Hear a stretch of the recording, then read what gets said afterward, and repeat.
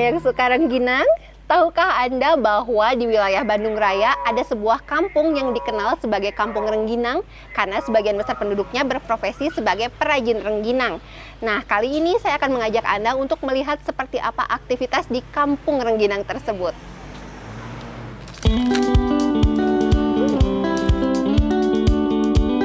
Kampung Sukaresmi Desa Cikancung, Kecamatan Cikancung, Kabupaten Bandung dikenal sebagai salah satu sentra pembuatan rengginang di Jawa Barat.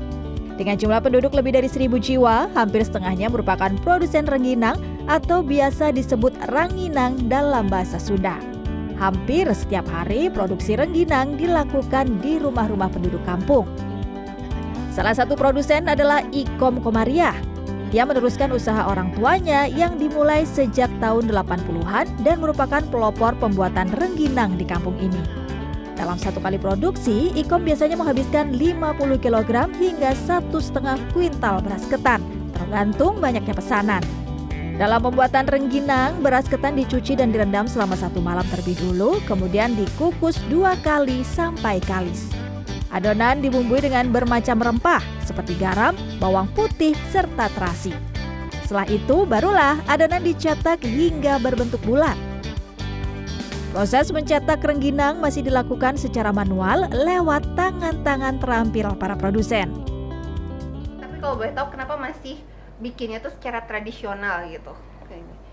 Ya bukan nggak mau pakai mesin atau apa kan, itu harus modal besar. Pakai modal, iya, ada modal ya, iya, kan? Iya belum ada modalnya kan. Tapi ada bedanya nggak sih kalau bikin tradisional gini sama kalau bisa pakai cetakan atau gitu biasanya? Kalau pakai mesin, apalagi kalau cetakan juga kan paling kurang mekar. Kurang mekar, iya. pas digoreng. Kalau ini kan kalau pakai tangan, pakai perasaan gitulah. Iya, iya kan nggak di ini kan bikinnya nggak ditekan-tekan. Oh, jadi lebih iya, ngaruh ke mekarnya. Iya, emang kalau terlalu ditekan kan itu mengaruh ke mekar. Rengginang yang sudah dicetak kemudian akan dijemur hingga kering. Proses penjemuran ini memakan waktu 2 hari jika cuaca panas. Untuk membantu proses penjemuran, Ikom dan suami membuat alat panggang atau oven sederhana yang bisa digunakan terutama saat musim hujan agar produksi tidak terganggu. Ikom menyebut cuaca memang menjadi salah satu kendala ketika membuat rengginang. Kalau bikin rengginang itu yang paling susahnya tuh apa sih, Bu? Prosesnya bagian apanya biasanya yang paling agak sulit gitu? Jadi kan beras ketan itu nggak sama. Kadang ada yang ini nih, ada yang pra, ada yang kayak gini nih. Ini termasuk susah. Oh, susah dicetaknya. Iya, ada yang sedang gitu. Itu berarti carinya gimana biar cari yang ya, ini? Nggak bisa nyari yang gimana, iya. Pokoknya ada ketan ya dibikin aja gitu. Oh, berarti dari cara ngolahnya ya, Bu? Iya, dari cara ngolah. Iya, kalau yang kayak gini kan nanti tadi ngaronnya airnya sedikit. Terus ngerendamnya udah malam. Gitu. Itu agak susahnya, Bu. Terus kalau cuaca mendung juga jadi hambatan juga. Hambatan juga cuaca mendung. Kan kalau sekarang nggak ada panas, pasti kan rusak. Jadi rusak adonannya. Iya. Rengginang yang sudah kering kemudian akan dikemas untuk dijual. Menurut Ikom, tiap 50 kg beras ketan bisa menjadi 150 bungkus rengginang mentah yang dijual seharga Rp12.000 per bungkus. Ia pun bisa mendapatkan penghasilan kotor hingga jutaan rupiah dalam satu kali produksi. Pemasarannya sendiri sudah menjangkau area Bandung Raya hingga Jakarta.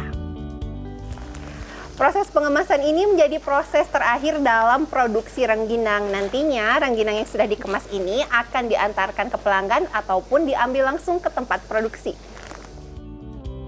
Dalam proses produksi, Ikom dibantu oleh 3 orang pekerja yang merupakan warga asli Kampung Sukaresmi. Biasanya proses produksi dimulai sejak subuh hingga menjelang siang. Salah satu pekerja di tempat Ikom adalah Eha.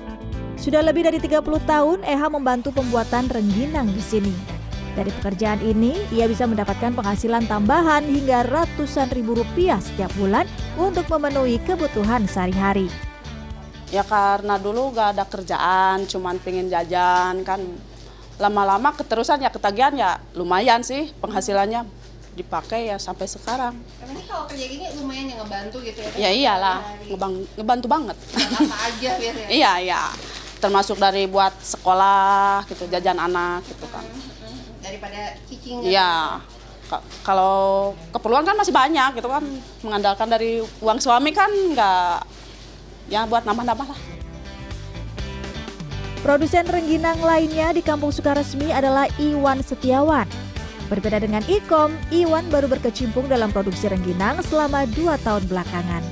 Ilmu membuat rengginang didapatkan dari sang istri yang sebelumnya sering membantu pembuatan rengginang di rumah produksi lain.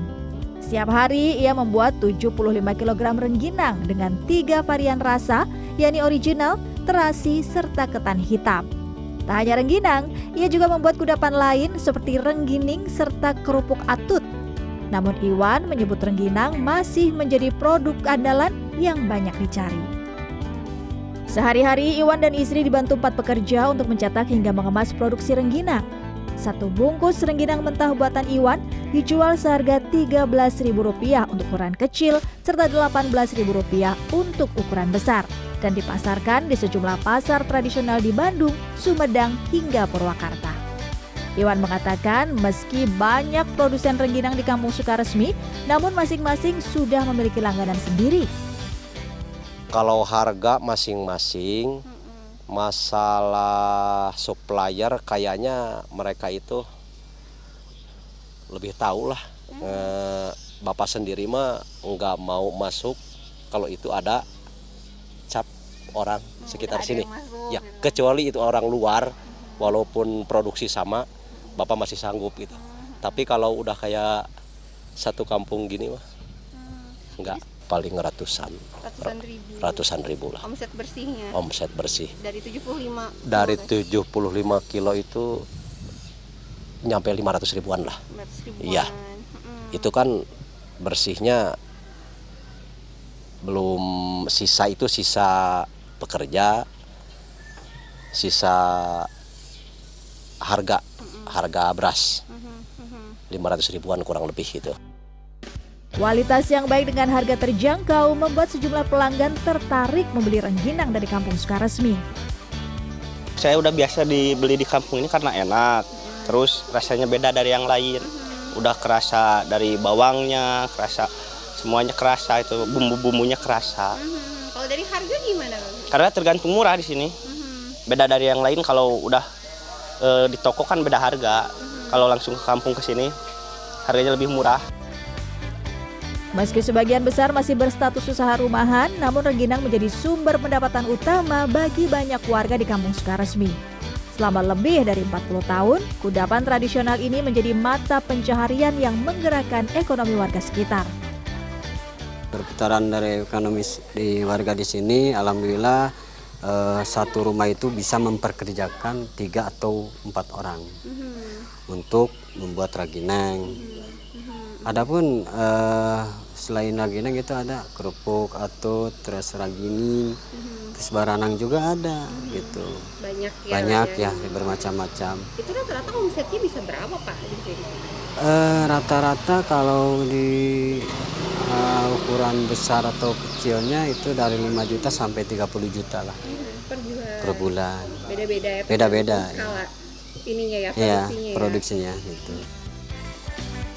Warga berharap pemerintah setempat bisa memberikan dukungan baik dari segi permodalan atau peralatan produksi agar keberadaan Kampung Rengginang ini bisa tetap lestari dan terus berkontribusi terhadap perekonomian warga. Laisa Nisa, Sidki Irfan, Kabupaten Bandung, Jawa Barat.